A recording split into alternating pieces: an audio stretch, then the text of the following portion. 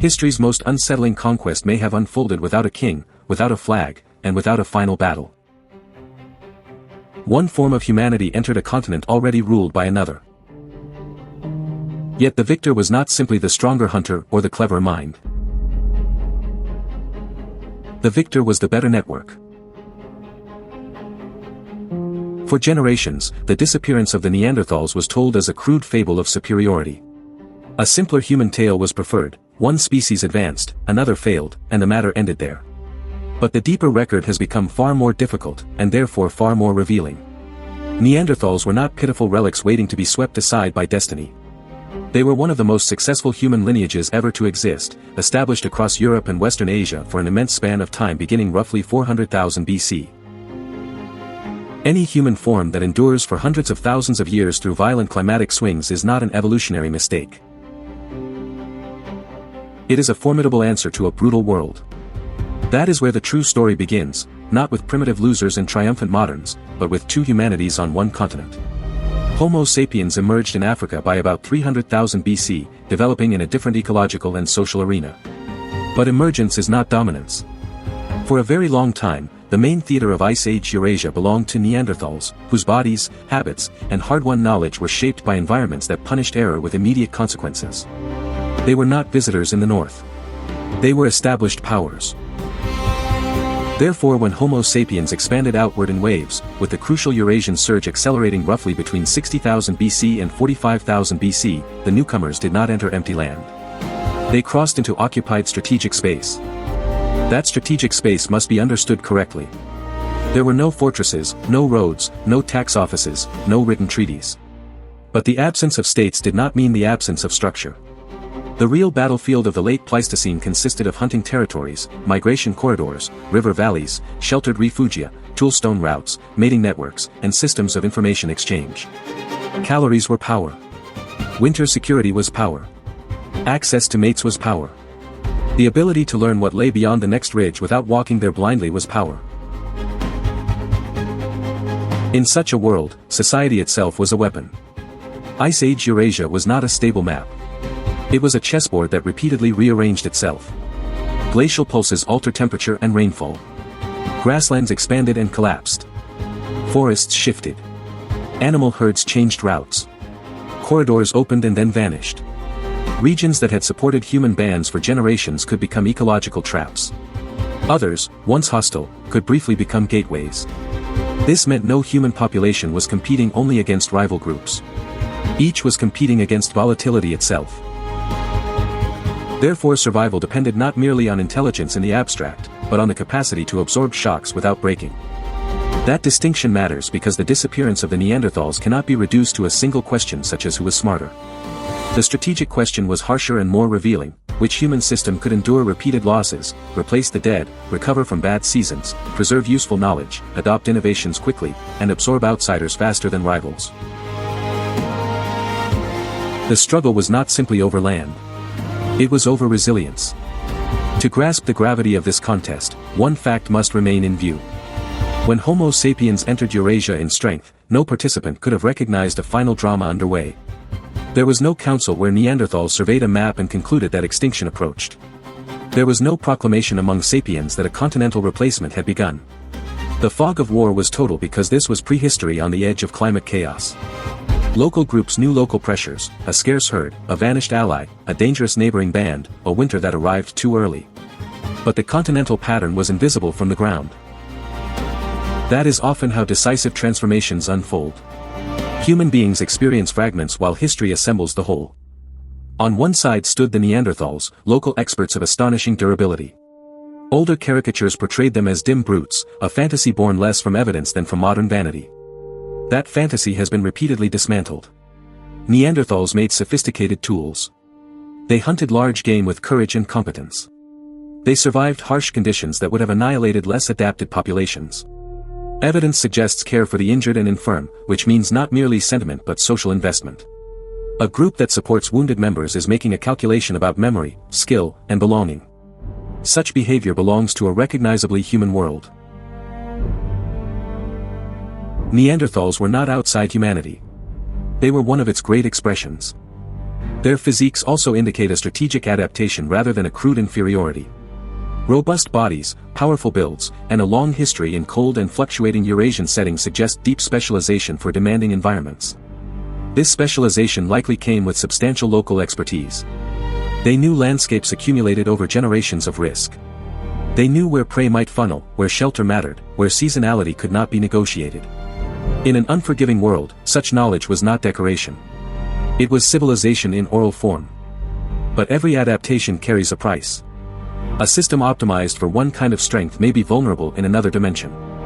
Here the emerging contrast between Neanderthals and Homo sapiens becomes less a contest of minds than of design. The evidence, though debated in details, increasingly points toward a broad possibility. Neanderthals may have been extraordinarily capable local specialists, while Homo sapiens operated through wider and more elastic social networks.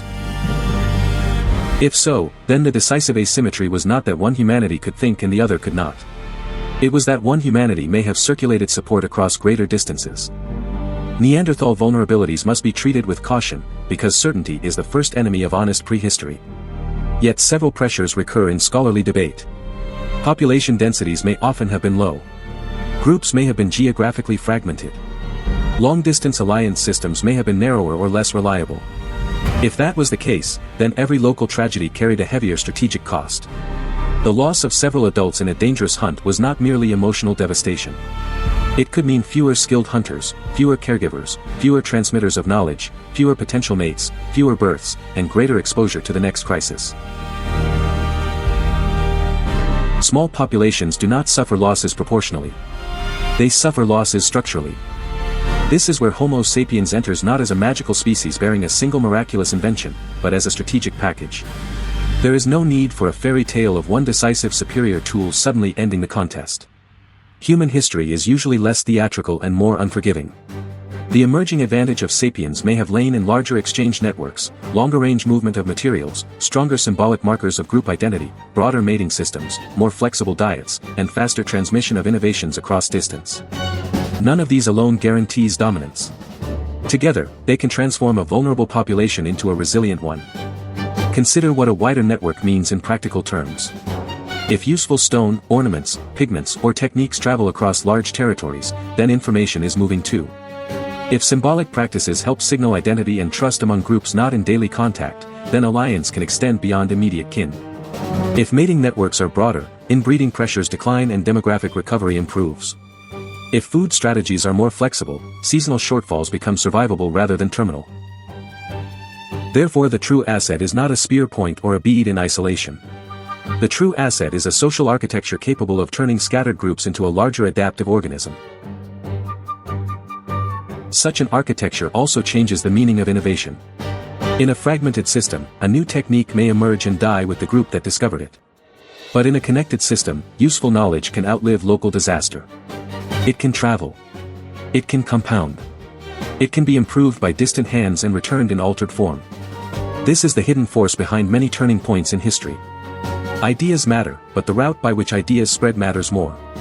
A brilliant adaptation trapped in isolation has limited strategic value.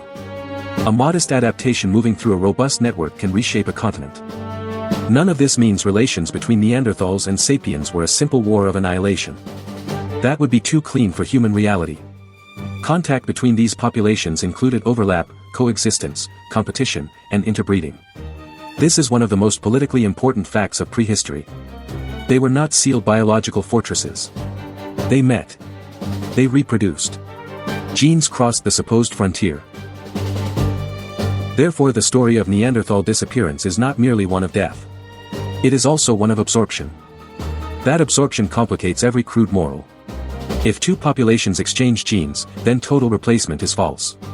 But if one population loses its demographic and cultural independence while surviving only as a contribution to the victor, then disappearance is still real. History contains many such outcomes. A people can remain in blood yet vanish in sovereignty.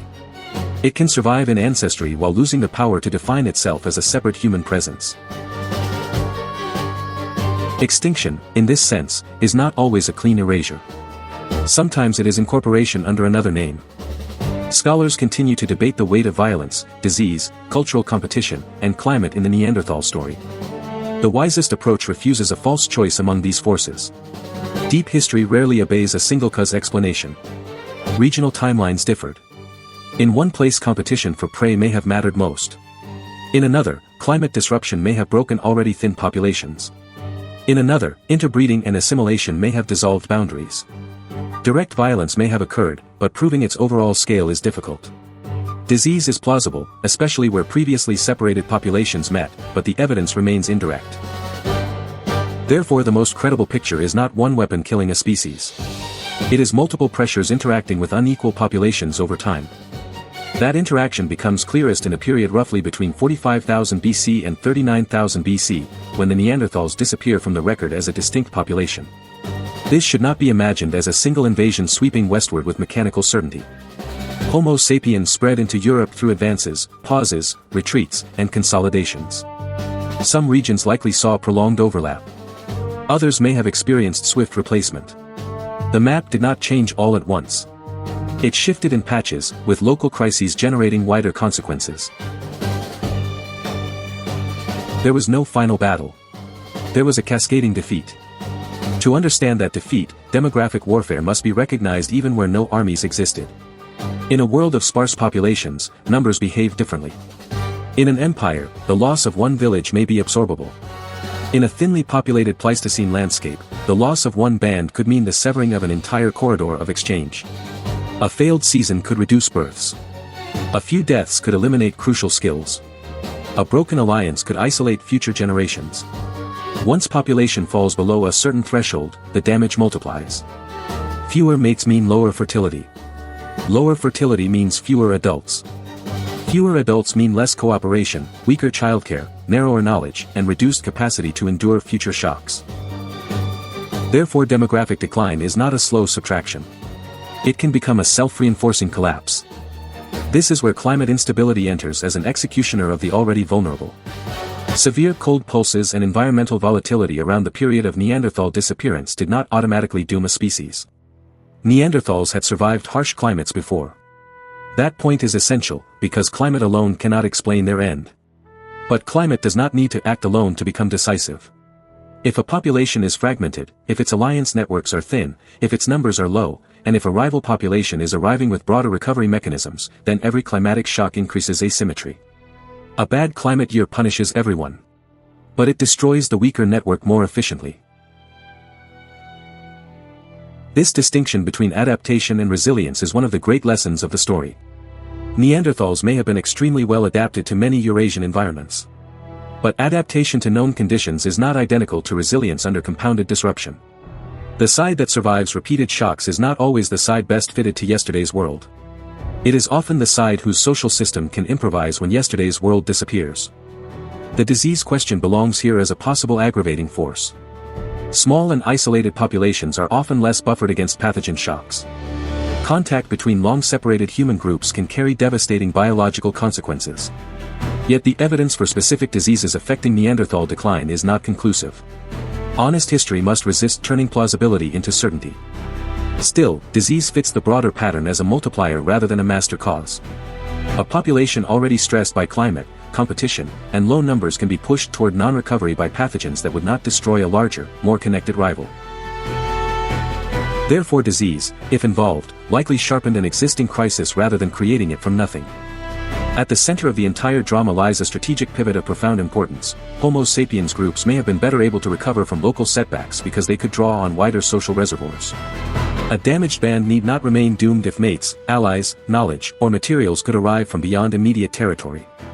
Innovations lost in one valley could survive in another. Social trust could extend farther than sight. Local defeat need not become terminal decline. Strategic depth, even in prehistory, was everything. For Neanderthals, if social worlds were more localized and fragmented, repeated crises may have become impossible to reverse. One region loses numbers. Therefore mating options narrow. Another region loses contact. Therefore ideas stop circulating. A severe climate pulse hits. Therefore food insecurity rises. Contact with expanding sapiens groups increases pressure on the richest corridors. Therefore retreat follows. Retreat then creates smaller and more isolated enclaves. Smaller enclaves are easier to break through competition, bad luck, disease, or assimilation. The result is not a dramatic collapse in a single year. It is a chain reaction. This chain reaction helps explain why the disappearance of Neanderthals appears as a mosaic rather than a singular event. Some groups likely endured longer in certain refugia. Some interactions with sapiens may have been hostile. Others may have been cautious coexistence. Others ended in exchange, intimacy, and genetic blending. Deep history allows all these at once because different valleys, coasts, and plains carried different strategic realities. The continent was not one arena with one tempo. It was many arenas linked by changing corridors and uneven networks. It is also necessary to confront a painful truth about specialization. Neanderthals may have been magnificent at the local scale. But local mastery can become a trap when the larger system changes faster than local knowledge can be reassembled. This is not because specialization is foolish. Quite the opposite. Specialization is often the mark of excellence. But excellence in a narrow ecological and social niche can prove vulnerable when mobility, exchange, and demographic elasticity become the more valuable assets. Thus one of history's deepest ironies appears: what made Neanderthals strong for hundreds of thousands of years may also have limited their recovery in a transformed continental contest. That transformed contest did not produce a clean boundary between winner and loser. Some Neanderthals plainly did not simply perish. They were absorbed into Homo sapiens populations in various encounters over time. Modern populations outside Africa carry traces of Neanderthal ancestry, a quiet but undeniable testament to prehistoric intimacy. This fact overturns the old fantasy that one humanity entirely erased another from existence. Instead, the dominant lineage inherited fragments of the one it displaced. The victor became, in part, the archive of the vanished rival. By around 39,000 BC, however, Neanderthals disappear from the record as a distinct population. The strategic outcome is unmistakable. Homo sapiens becomes the uncontested dominant human presence across Eurasia. But the mechanism of that triumph matters far more than the headline. It was not merely sharper tools. It was not simply superior brains in some crude and comforting modern sense. It was the capacity to build and sustain networks that moved ideas, mates, resources, and trust across distance. In the long run, this may have outweighed every local advantage. That conclusion reaches beyond prehistory into a general law of human affairs. Power does not reside only in the excellence of individuals. It resides in the systems that connect individuals, replace losses, preserve memory, and coordinate adaptation. A society can contain extraordinary talent and still fail if its people remain too isolated to reinforce one another. Another society can advance not because each member is intrinsically superior, but because the whole is better wired for survival. History repeatedly rewards the networked. The Neanderthal story therefore reveals something unsettling about human nature. Intelligence alone does not guarantee endurance. Courage does not guarantee endurance. Physical adaptation does not guarantee endurance. Even deep belonging to a landscape does not guarantee endurance. Endurance belongs to those who can combine adaptation with scale, memory with flexibility, intimacy with alliance. The lesson is severe because it contradicts flattering myths. Many human groups have been brilliant. Not all have been resilient. There is also a moral discomfort here. Modern observers often prefer heroic narratives in which the best people win because they deserve to win. But prehistory offers no such comfort. A larger network can triumph over a locally superior specialist not because it is morally better, but because it recovers from damage more effectively. Survival is not a tribunal of virtue. It is often a test of redundancy, adaptability, and strategic depth under stress. That truth is ancient, and it remains dangerous. The verdict, then, is this: the Neanderthals did not vanish because they were barely human, nor because one miraculous invention instantly swept them away.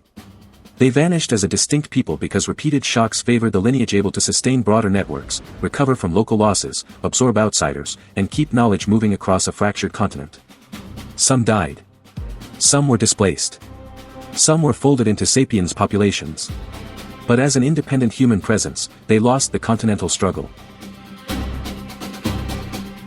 Their defeat was demographic, social, ecological, and only then biological. The cost of that outcome is difficult to measure because prehistory leaves no lamentation in writing. Yet the loss was immense. A branch of humanity, shaped by hundreds of millennia of experience, ceased to exist on its own terms. Ways of seeing landscapes, ways of organizing kinship, forms of knowledge, habits of survival, and cultural worlds disappeared into silence. The surviving lineage inherited the earth, but inheritance is not innocence. Part of that inheritance was the replacement of another human possibility. The modern mirror is impossible to ignore. The Neanderthal story speaks directly to present anxieties about resilience versus specialization, scale versus intimacy, adaptation versus tradition, and the vulnerability of small populations in an age of rapid environmental change. Modern societies celebrate efficiency, but efficiency without redundancy can become fragility. Communities preserve profound local wisdom, but local wisdom can be overwhelmed if severed from larger systems of exchange and support. Vast networks create resilience, but they can also dissolve identities through absorption. The ancient context still governs modern life, only with different tools. There is another echo, more intimate and more troubling. The line between rival and relative is thinner than power prefers to admit. Homo sapiens did not merely outlast another human species. It took part of that species into itself. The category of victory becomes unstable when the conqueror carries the conquered in its own body. Humanity did not simply eliminate a rival humanity. It became, in part, that rival's continuation. That is the deepest irony of all. The last human rival was never wholly foreign. Neanderthals were not monsters at the gate of civilization. They were another version of the human experiment, facing the same brutal arithmetic of climate, risk, reproduction, and social trust. Their fate warns that intelligence without scale can fail, that strength without flexibility can fail, and that belonging without networks can fail. But it also warns against arrogant distance. The vanished were kin. History usually flatters the survivors. This story does the opposite. It reveals that dominance may emerge not from destiny, but from system design under pressure. It reveals that extinction can look less like apocalypse than attrition. It reveals that a people can disappear visibly while remaining invisibly present in the blood of those who replace them. And it reveals that humanity's ascent was not a solitary march, but a struggle among neighboring forms of the human condition. The legacy question remains, and it is not one that archaeology alone can answer. If survival so often belongs to the largest and most flexible networks, then what, in any age, is the proper cost of becoming resilient enough to endure?